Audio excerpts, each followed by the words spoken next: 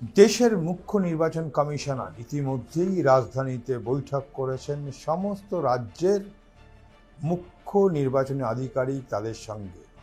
সেখানে যেমন ছিল সমস্ত রাজ্যের মুখ্য নির্বাচন আধিকারিকরা, পাশাপাশি কেন্দ্রশাসিত যে সমস্ত অঞ্চল আছে সেখানকারও মুখ্য নির্বাচন আধিকারিক তারাও সেই বৈঠকে উপস্থিত ছিলেন। কারণ ইতিমধ্যেই জানেন বিহারে এসআইআর হয়েছে, সেই এসআইআরে পরে পরবর্তীকালে দেখা গিয়েছে যে এসআইআর নিয়ে মানুষের অনেক অভিযোগ ছিল, বিশেষত বিরোধী রাজনৈতিক দলগুলো অভিযোগ ছিল সেখানে প্রচুর নাম বাদ গিয়েছে। বিরোধী দলগুলো তারা বলছে প্রায় 55 লক্ষেরও বেশি নাম বাদ গিয়েছে এসআইআর এর পরে। এবং সে জানিয়ে প্রশ্ন হচ্ছে সমস্ত কিন্তু সেখানে ডকুমেন্টস থাকা সত্ত্বেও এসআইআর এর নাম বাদ পড়েছিল কিন্তু ভোটারদের, নাগরিকদের, এমনটাও কিন্তু অভিযোগ ছিল বিরোধীদের। আর ঠিক সেই জায়গায় দাঁড়িয়ে যখন এসআইআর করেছিল যতদূর সম্ভব 24শে জুন থেকে সেপ্টেম্বরের মধ্যে, অর্থাৎ 4 মাসের মধ্যে এসআইআর এর কাজ সম্পন্ন করেছিল বিহারে। তারপরেই নির্বাচন, সেই নির্বাচন সামনেই হতে চলেছে এবং এই আগামী বছরে কিন্তু নির্বাচন রয়েছে। পশ্চিমবঙ্গে যেমন রয়েছে, পাশাপাশি রয়েছে তামিলনাড়ুতে রয়েছে, কেরলে রয়েছে এবং নজর কিন্তু এখন সেদিকেই। ইতিমধ্যেই কিন্তু এই দুদিন ব্যাপী গত বুধবার এবং বৃহস্পতিবার মুখ্য নির্বাচন কমিশনার যিনি আছেন মুখ্য নির্বাচন কমিশনার, তিনি কিন্তু বৈঠক করেছেন। দুদিন ব্যাপী সেই বৈঠক হয়েছে, বুধবার এবং বৃহস্পতিবার ছিলেন অন্যান্য যে নির্বাচন আধিকারিক যারা ছিলেন, যেমন সেখানে ছিলেন বিশেষ সুখবিন্দর সিং সান্ধু, বিবেক যোশী, যারা সহকারী যারা মুখ্য নির্বাচন আধিকারিক তারাও ছিলেন সেখানে, কমিশনার তারা সেখানে ছিলেন। এবং তারা থাকে সমস্ত রাজ্যের মুখ্য নির্বাচনী আধিকারিকরা ছিলেন কেন্দ্রশাসিত অঞ্চলের মুখ্য নির্বাচনী আধিকারিক। এবং সেখানে স্পষ্টত সেখানে নির্দেশ যেটা এসছে যে খুব শীঘ্রই চালু হতে চলেছে কিন্তু সেই এসআইআর। এবং এসআইআর যেমন বিহারে 4 মাস হয়েছে, সেই সময় আরও কমিয়ে আনতে চাইছে এমনটাই কিন্তু খবর পাওয়া যাচ্ছে। অর্থাৎ যে কাজ বিহারে 4 মাস করেছে, যেখানে বিরোধীদের অভিযোগ ছিল সেখানে যে প্রচুর নাম বাদ গিয়েছে, জেনুইন ভোটার যারা নাগরিক, তাদের ডকুমেন্টস রয়েছে, কাগজপত্র রয়েছে, বৈধ কাগজপত্র, তারপরেও তাদের নাম বাদ দিয়েছে কোনো কিছুকে আমল না দিয়ে। নির্বাচন কমিশন কিন্তু সেখানেই কিন্তু এসআইআর চালু করেছে এবং তারপরে সেখানে ভোট নির্বাচন কিন্তু ঘোষণা করে দিয়েছে।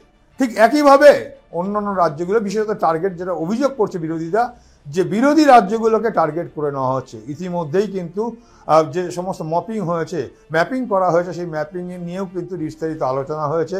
কথা বলেছে আগামী যে সমস্ত রাজ্যে আগামী বছর অর্থাৎ 2026-এর নির্বাচন, যেমন পশ্চিমবঙ্গের মুখ্য নির্বাচনী আধিকারিক তার সঙ্গে আলাদা করে কথা বলেছে কেরলের মুখ্য নির্বাচন আধিকারিক সঙ্গে, পুদুচেরির যিনি মুখ্য নির্বাচনী আধিকারিক তাদের সঙ্গে কথা বলেছে, তামিলনাড়ুর মুখ্য নির্বাচনী আধিকারিক তাদের সঙ্গে আলাদা করে কথা হয়েছে। এবং ইতিমধ্যেই সেখানে ম্যাপিংয়ের কাজ হয়ে গেছে। পশ্চিমবঙ্গে কেবলমাত্র দার্জিলিং এবং জলপাইগুড়ি, যেহেতু সম্প্রতি সেখানে বিপর্যয় হয়েছে, প্রাকৃতিক বিপর্যয়, সেখানে বাদ দিয়ে সমস্ত জায়গায় কিন্তু সমস্ত জেলাগুলোতে কিন্তু সেটা ম্যাপিংয়ের কাজ ইতিমধ্যেই চলছে।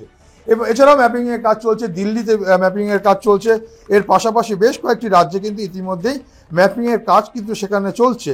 এবং উত্তরাখণ্ড, কেরল, দিল্লিতেও কিন্তু সেই ম্যাপিংয়ের কাজ চলছে। এবং যতদূর খবর পাওয়া যাচ্ছে যে আগামী সোমবারের মধ্যেই কিন্তু এই 10টি প্রথম পর্যায়ে 10টি রাজ্যে কিন্তু এসআইআর ঘোষণা করা হতে পারে, এমনটাই কিন্তু সূত্র মারফত খবর পাওয়া যাচ্ছে। অর্থাৎ নির্বাচন কমিশন কিন্তু বিরোধীরা যাই বলুক না কেন, তারা কিন্তু তাদের সেই কাজে একদম পুরো রয়েছে যে তারা কিন্তু করবেই, এসআইআর জারি করবে।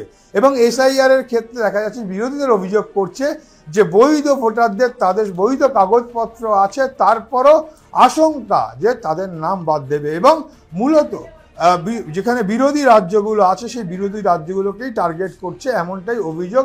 সরাসরি দেশের বিরোধী দলনেতা রাহুল গান্ধী তিনি অভিযোগ করেছেন। পশ্চিমবঙ্গের যে শাসক দল তারাও কিন্তু অভিযোগ করেছে। ইতিমধ্যেই পশ্চিমবঙ্গের শাসক দল তৃণমূল কংগ্রেস স্পষ্টত জানিয়ে দিয়েছে যে একজনও ভোটারের নাম কিন্তু বাদ দিতে দেবে না। এবং সেখানে দাঁড়িয়ে তৃণমূল সুপ্রিমো মমতা বন্দ্যোপাধ্যায়, তৃণমূল কংগ্রেসের সর্বভারতীয় সাধারণ সম্পাদক অভিষেক বন্দ্যোপাধ্যায় স্পষ্টত জানিয়ে দিয়েছেন যে একজন জেনুইন ভোটার, যার নাগরিক, তাদের ভোটার সমস্ত কাগজপত্র থাকা সত্ত্বেও কোনো মতে যাতে তাদের নাম বাদ না পড়ে, আর যদি নাম বাদ পড়ে তাহলে কিন্তু বৃহত্তর আন্দোলনে যাবে। এবং ইতিমধ্যেই কিন্তু এই এসআইআর নিয়ে কিন্তু দলকে নির্দেশ দিয়েছে জেলায় জেলায় কিন্তু প্রতিবাদ কিন্তু গড়ে তুলবে এবং মানুষকে বোঝাবে। এবং ইতিমধ্যেই দলের সুপ্রিমো, দলের সর্বভারতীয় সাধারণ সম্পাদক তারাও কিন্তু মিছিল করবে এবং মিছিল করে মানুষকে জমায়েত করবে এবং সামিল হবে, মানুষকে বোঝাবে যে কেন এসআইআর নিয়ে তাদের আতঙ্ক হচ্ছে। কেবলমাত্র তাই নয়, যে যারা জেনুইন ভোটার, যাদের নাগরিক, সেই নাগরিকদের ভোটার লিস্ট থেকে নাম বাদ দেবে। যে আশঙ্কা তারা প্রকাশ করে, যা বিহারে দেখেছে, সেই আশঙ্কা থেকেই কিন্তু এমন কথা উঠে আসছে এবং সেক্ষেত্রে টার্গেট করা হচ্ছে বিরোধী রাজনৈতিক দলগুলোকে, যেখানে যাদের বিরোধী সরকার আছে, অর্থাৎ বিজেপি বিরোধী যেখানে সরকার আছে। ইতিমধ্যেই যেমন পশ্চিমবঙ্গে তাদের তালিকায় রয়েছে তামিলনাড়ু, রয়েছে সেখানে কেরলও, সেখানে পরের বছর 2026-এ নির্বাচন, অর্থাৎ সেদিকে। আর সেই আশঙ্কা করেই কিন্তু ইতিমধ্যেই কিন্তু বিরোধীরা ইতিমধ্যেই একাট্টা হয়েছে। সামনেই বিহারের নির্বাচন, এখন দেখা যাক বিহারের নির্বাচনে কি হয়। কেন বিহারে যেভাবে কয়েক লক্ষ, প্রায় 55 লক্ষ ভোটারের নাম বাদ দিয়েছে, জানি কিন্তু বিরোধীরা প্রতিবাদ করেছিল এবং সেখানে ভোট যে রীতিমতো ভোট চুরি করা হয়েছে, এমনটাও কিন্তু পরিষ্কার অভিযোগ করেছিল দেশের বিরোধী দলনেতা রাহুল গান্ধী। এত সব মিলে এখন দেখা যাক কি হয়। কিন্তু এসআইআর যে তারা লাগু করতে মুখ্য নির্বাচন কমিশন তারা যে চাইছেন, এবং আগামী সোমবারের মধ্যেই কিন্তু ঘোষণা হতে পারে যে সেক্ষেত্রে প্রথম পর্যায়ে 10টি রাজ্যে কিন্তু এসআইআর ঘোষণা করতে পারে, এমনটা কিন্তু সূত্র খবর যাচ্ছে। সব মিলিয়ে এখন অপেক্ষা করতে হবে দেশের মানুষকে। কিন্তু স্পষ্টত পশ্চিমবঙ্গের যারা শাসক দল তারা স্পষ্টত জানিয়ে দিয়েছেন যে একজনও বৈধ ভোটারকে, অর্থাৎ নাগরিককে, তাদের ভোটাধিকার থেকে বঞ্চিত যাতে করতে না পারে, সেটা কিন্তু দেখবে রাজ্যের শাসক দল। এবং যদি সেরকমটা হয় তাহলে কিন্তু তারা প্রতিবাদে ঝাঁপিয়ে পড়বে।